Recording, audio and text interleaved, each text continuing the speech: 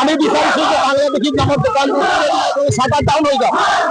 আর এই রাজনৈতিক বিভিন্ন কিছুমান দল আছে যে নির্বাচন আহিলে হতাশগ্রস্ত হয়, যার কারণে আজিলৈকে বাংলাদেশী সমস্যার সিরিয়াসলি সমাধান হয় নাই। গতিকে এই সমস্যাটোৰ আমি স্থায়ী সমাধান বিচাৰিছো। ৭১ আগৰ মানুহখিনিক সুৰক্ষা বিচাৰিছো। ৭১ পিছত বাংলাদেশী ইয়াৰ পৰা যাব লাগিব, এইটো স্পষ্ট বাৰ্তা আমাৰ। গতিকে এই যে বাংলাদেশী নামত নিৰ্বাচন আহিলে নাটক, এই নাটক বন্ধ কৰাৰ কাৰণে আমি স্পষ্টভাৱে অসম চৰকাৰক দাবী জনাইছো। কাৰণ এই নাটকৰ জৰিয়তে আটাইতকৈ বেছি ক্ষতিগ্ৰস্ত সংখ্যালঘু ৰাইজ হৈছে আৰু আমি ক্ষতিগ্ৰস্ত হ'ব নিবিচাৰো। কৰিব নোৱাৰিব আৰু ৭১ পিছত যিসকল বিদেশী আছে হিন্দু আৰু মুছলমান তেওঁলোকক আইনগতভাৱে আলোচনা কৰি ঘটনাস্থলীটো আমি স্পষ্টকৈ কৈছো, যিসকল মানুহৰ নাম আহিছে, যিসকলৰ নাম অহা নাই, যিসকলে আবেদন কৰা নাই, এইসকলক হাত দিব নোৱাৰে। সুপ্ৰিম কোৰ্টের গাইডলাইন, ভারত সরকারের নির্দেশনা, ভারতের গৃহ বিভাগের নির্দেশনা, ফরেন অ্যাফেয়ার্স মিনিস্টারের স্পষ্ট বার্তা, ফরেন অ্যাফেয়ার্স মিনিস্টার সমস্ত কথা রাষ্ট্রসংঘের ক্লিয়ার করছে।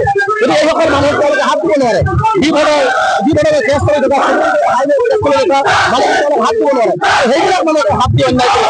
সেইকাৰণে আমি ৰাষ্ট্ৰীয় নাগৰিক পঞ্জীৰ আমি আইডেন্টি কাৰ্ড বিচাৰিছো, ইনজেকশ্যন এনার্জি কাৰ্ড সম্পূৰ্ণ কৰিব বিচাৰিছো আৰু ফৰেনাৰ্ছৰ নামত যি অন্য অসমৰ সংখ্যালঘু কৰিছে এইটো বন্ধ কৰাৰ দাবীত তাৰমানে ৰাজ্য সমন্বয় কমিটি দিছো।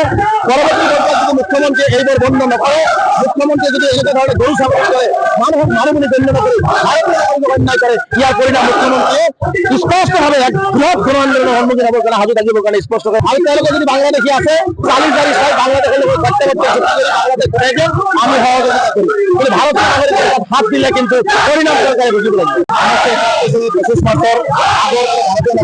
কৰিব নোৱাৰিব আৰু ৭১ পিছত যিসকল বিদেশী আছে হিন্দু আৰু মুছলমান তেওঁলোকক আইনগতভাৱে আলোচনা কৰি ঘটনাস্থলীটো আমি স্পষ্টকৈ কৈছো, যিসকল মানুহৰ নাম আহিছে, যিসকলৰ নাম অহা নাই, যিসকলে আবেদন কৰা নাই, এইসকলক হাত দিব নোৱাৰে। সুপ্ৰিম কোৰ্টের গাইডলাইন, ভারত সরকারের নির্দেশনা, ভারতের গৃহ বিভাগের নির্দেশনা, ফরেন অ্যাফেয়ার্স মিনিস্টারের স্পষ্ট বার্তা, ফরেন অ্যাফেয়ার্স মিনিস্টার সমস্ত কথা রাষ্ট্রসংঘের ক্লিয়ার করছে।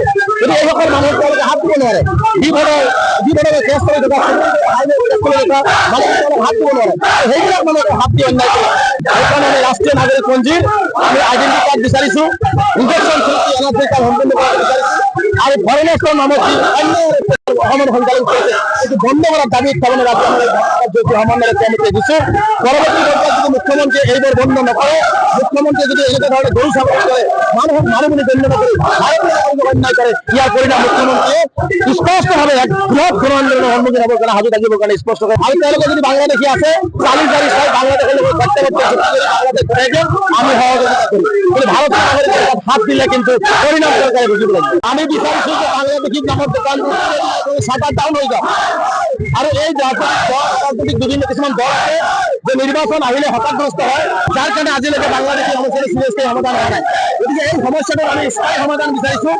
৭১ আগৰ মানুহখিনিক সুৰক্ষা বিচাৰিছো। ৭১ পিছত বাংলাদেশী ইয়াৰ পৰা যাব লাগিব, এইটো স্পষ্ট বাৰ্তা আমাৰ। গতিকে এই যে বাংলাদেশী নামত নিৰ্বাচন আহিলে নাটক, এই নাটক বন্ধ কৰাৰ কাৰণে আমি স্পষ্টভাৱে অসম চৰকাৰক দাবী জনাইছো। কাৰণ এই নাটকৰ জৰিয়তে আটাইতকৈ বেছি ক্ষতিগ্ৰস্ত সংখ্যালঘু ৰাইজ হৈছে আৰু আমি ক্ষতিগ্ৰস্ত হ'ব নিবিচাৰো।